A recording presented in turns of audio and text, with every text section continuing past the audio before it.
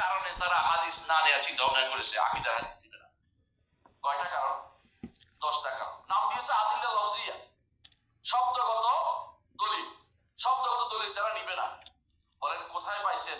আমার কথা নয়, মুহাসসার আফকার আল মুতাকাদ্দিমিন ওয়াল মুতাআখিরিন লিল ইমাম আর-রাজি, যারা নিয়ে আপনারা খুব খুশি, ইমাম রাজি কথা বলেছে 10 কারণে কোন হাদিস থেকে হাদিস বাদ দেওয়ার কারণ থাকতে পারে, 10টি কারণ থাকতে পারে কোন হাদিস বাদ দেওয়ার ক্ষেত্রে।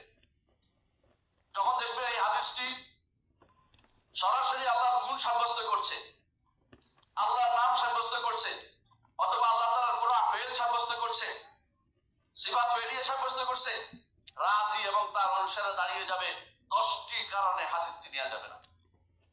সহিহ মুসলিমের হাদিসকে আপনি কি করবেন? যেখানে বলা হয়েছে রাসূলুল্লাহ সাল্লাল্লাহু আলাইহি ওয়াসাল্লাম বলেছেন আইনাল্লাহ, জিজ্ঞাসা করেছে আইনাল্লাহ, আল্লাহ কোথায়?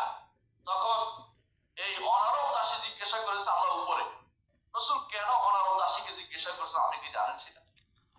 আরবদের মাঝে আল্লাহ সম্পর্কে, আল্লাহ যে আরশের উপরে, এটা কেউ কোনো অস্বীকার করতো না। আরবরা এত নিকৃষ্ট আকীদায় বিশ্বাসী ছিল না, তাদের মধ্যে দর্শন শাস্ত্র ছিল না। দর্শন শাস্ত্র অনারবদের মধ্যে চর্চা হতো। এই জন্য অনারবদের মধ্যে এই সমস্যা থাকতে পারে। আমার নবী তিনি হাকিম ছিলেন, বুঝতেন যে কার মধ্যে কি সমস্যা, সেই হিসাবে তিনি জিজ্ঞাসা করেছেন আইনাল্লাহ। যখন বলছেন উপরে, বলেছেন ফিস সামা, উপরে, এবং যখন আমি কে বলছেন আপনার রাসূলুল্লাহ, বলছে আতিকহা ইন্নাহা মুমিনা, স্বাধীন করে দাও, সে তো ঈমানদার। এই হাদিস গলার কাটা হয়েছে কার? আশআরী ফিরকার, মাতুরিদি ফিরকার, কাউসারি ফিরকার, দেওবন্দি ফিরকার। এই হাদিস তারা আজ পর্যন্ত নিতে পারে না। আপনাদের আশেপাশে প্রত্যেকটি মসজিদে জিজ্ঞাসা করবেন, হুজুর এই আকীদা গ্রহণ করতে রাজি হয় না কেন? হুজুরের হাদিসের বিরুদ্ধে ওরা সন্দেহ নেই।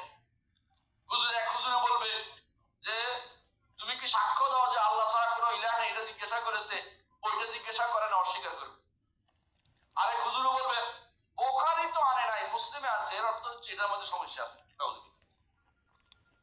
আরেক হুজুরও বলবে এই বর্ণনাকারীর মধ্যে অমুকের রাবী আছে, তিনি জটিল সমস্যার আক্রান্ত ইত্যাদি, নিজে বসে বসে বানাচ্ছে সন্দেহ। তো ইমাম বুখারী ছাড়াও এই হাদিস তো আরো ইমামরা বর্ণনা করেছেন, সেটারে কি করবে? শুধু একটা হাদিস নয়, হাজার বর্ণনা, হাজার রিওয়ায়াতে দ্বারা সাব্যস্ত হয়েছে রব্বুল আলামিন হচ্ছেন আরশের উপরে, কিন্তু তারা নিবে না কেন? কারণ হাদিস তাদের কাছে দলিল হিসাবে গ্রহণযোগ্য হচ্ছে না।